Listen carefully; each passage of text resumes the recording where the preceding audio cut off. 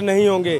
आज उनकी अंतिम यात्रा निकली हुई है और इस अंतिम यात्रा में लोगों की हुजूम उमड़ पड़ी है। लोग उन्हें अपना प्यार देने के लिए, अंतिम प्यार देने के लिए इस शमशान घाट पे पहुंचे हैं। उनकी अंतिम यात्रा में लोग दूर दूर से पहुंच रहे हैं, उनकी विख्याता को बता रहे हैं, उन्होंने किस तरह इस क्षेत्र में शिक्षा को लाया, किस तरह से माता भद्रकाली की प्रतिमा को वापस लाया और कई ऐसे कार्य जो इटखोरी में उन्होंने किया है उसको अब एक एक करके गिनाया जा रहा है। कुमार जसवंत नारायण सिंह के रिश्ते में हम साला होते हैं।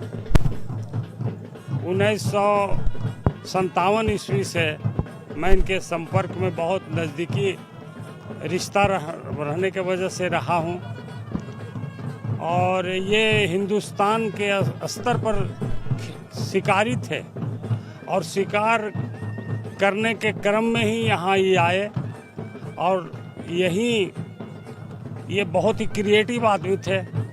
इस शिकार के दरमियान बाहर से भारत सरकार के द्वारा भी बहुत सारे लोग भेजे जाते थे। उस वक़्त शिकार पर पाबंदी नहीं थी जंगली जानवरों पर, तो इनको ऑथराइज किया जाता था सरकार के तरफ से।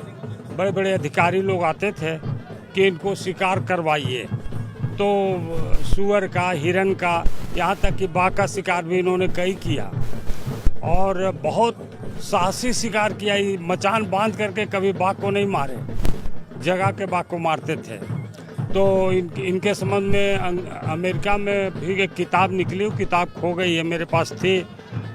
और उसके बाद ये बहुत ही सामाजिक आदमी थे, समता मूलक समाज के प्रति एकदम समर्पित व्यक्तित्व वाले व्यक्ति थे, क्रिएटिव व्यक्ति थे। तो उन्होंने यहाँ जागरण का काम शुरू किया। इनके पास भीड़ लगी रहती थी, खास करके गरीब, दलित, पिछड़ा लोग इनको देवता की समान मानता था। शिक्षा का यहाँ विकास नहीं था, पढ़े लिखे थे और धारा प्रवाह अंग्रेजी बोलते थे। ऐसा धारा प्रवाह अंग्रेजी बोलने वाले आपको कम मिलेंगे। तो फिर यहाँ आने के बाद इन्होंने भद्रकाली चोरी हो गई जब, तो ये कलकत्ता चले गए और इन्हीं के यहाँ चिट्ठी आई थी पहली दफ़ा, तो ये कलकत्ता गए। वहाँ सारा व्यवस्था सरकार से मदद लेकर के नौलखा को पकड़ कर के और मूर्ति को हासिल कर के यहाँ आए। और यहाँ तक कि जो चोर था बिहार शरीफ का, उसको पकड़ कर के, वो वहाँ का था, सुनार था कोई, उसको पकड़ करके अपने हाथ से गाड़ी पर बैठा के वहाँ से भागे।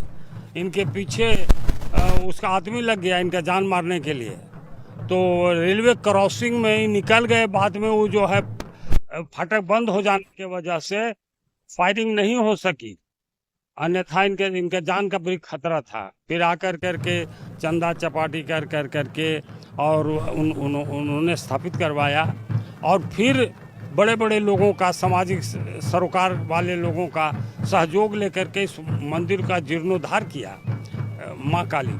और फिर इंदिरा क्लब का भी स्थापना इन्होंने किया। भारी विरोध के बाद भी इंदिरा जी के नाम पर, उसमें प्रधानमंत्री थे, इन्होंने क्लब बनाया जनता जनार्दन के लिए।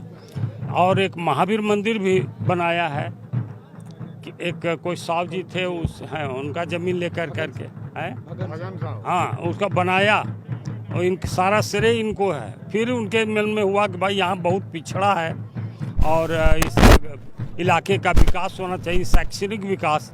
तब इन्होंने स्थापना किया भद्रकाली का, कुछ लोगों के साथ मिलकर के स्थापना किया और वहाँ लड़कियों के शिक्षा के लिए अपनी बेटी और कोई मित्र का 1-2 बेटी का एडमिशन कराया।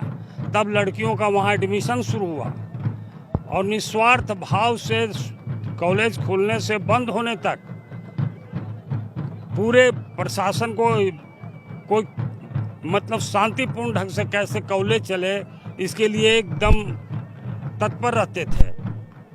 एक बार ऐसी स्थिति भी आई कि इनको हटाने के लिए कुछ लोग चाहते थे, तो यहाँ के वाइस चांसलर ने कहा कि हमारे पास डेलीगेशन आया था लड़कियों के बाप का। उन लोगों ने कहा कि जसवंत बाबू के बिना लड़की नहीं पढ़ सकेंगे, इसलिए जसवंत बाबू रहेंगे। इसका साक्षी है प्रिंसिपल साहब कि नहीं रहेंगे तो लड़कियां नहीं पढ़ पाएंगी। इनको हम हटा नहीं सकते। कुछ लोगों के कहने से हमारे पास सैकड़ों लोग आए और अपना विचार व्यक्त किए। तो ये करीब करीब मृत्यु पर्यंत ही वहाँ के सचिव रहे और विद्यालय के संचालन में कठोर अनुशासन को कायम किया। और इस तरह से ये क्रिएटिव आदमी थे, कुछ न कुछ ने इनके मन में एक चीज़ रह गई थी और वो था इंजीनियरिंग कॉलेज की स्थापना। उसका भी कार्यक्रम इन्होंने आगे बढ़ाया था। भूमि पूजन भी हुआ था, बोर्ड भी लग गया था। मैं आया था, बोले कि मेरी इच्छा है कि यहाँ मैं एक इंजीनियरिंग कॉलेज बनाऊँ। उसके लिए ज़मीन की भी व्यवस्था हो गई थी, कागज पत्तर का कार्यक्रम भी चल रहा था, लेकिन अस्वस्थता के वजह से इसमें कामयाबी नहीं मिल सकी। लेकिन इनका उस वक्त भी, इस अवस्था में भी, मतलब वो इसमें लगे हुए थे कि किसी तरह से हम यहाँ इंजीनियरिंग कॉलेज बनावें। तो ये आदमी कोई भी किसी भी मुसीबत में किसी भी वक्त आ जाए तो ये उसकी सेवा के लिए, उसकी सहायता के लिए तत्पर रहते थे। और इसका वानगी तो देखने की चीज़ है कि आज इनके मातम पुरसी में देखिए कैसे कि हर वर्ग के लोग कितना दुखी हैं। और अपर जाति के होने के बावजूद भी इनका जो मित्रता भाव था, जो इनका सम्मान का भाव था, वो पिछड़े दलित समाज के प्रति इनका प्रेम है, वही दिखाई पड़ता है। तो जाना तो ये बहादुर पुरुष थे। एक बार 1966 में जब केयर का घट्टा और दूध लेके भाग रहा था कोई स्मगलर, तो उसको अपने गोली से मार करके उसको पकड़ के थाना को हैंड ओवर किए। अगर ये 66-67 में नहीं होते तो सैकड़ों आदमी ठोरी, मैंने आंखों से देखा है कि सैकड़ों आदमी भूख से मर जाता है। लेकिन ये खड़ा होकर के हर गरीब को, हर भूखा को इन्होंने अन्न देने का, दिलाने का काम किया। तो इस तरह से ये युग पुरुष थे। मेरा नाम सुरेंद्र प्रसाद सिंह है। हम उनके साला ही नहीं, उनके सहयोगी भी थे हर काम में, और मेरी राय लेते थे। और कुमार जसवंत नारायण सिंह हमारी बहुत सम्मान करते थे, मेरी बात की कभी अवहेलना नहीं करते थे। इसलिए मैं बहुत नज़दीक से उनको देखा है, समझा है, परखा है। इसलिए जो भी बोल रहा हूँ उसमें कुछ भी मिलावट नहीं है। ये ऐसे लोग सदियों में एक आध बार आते हैं। ये जो अपूरणीय क्षति है, इसकी पूर्ति नहीं हो सकती।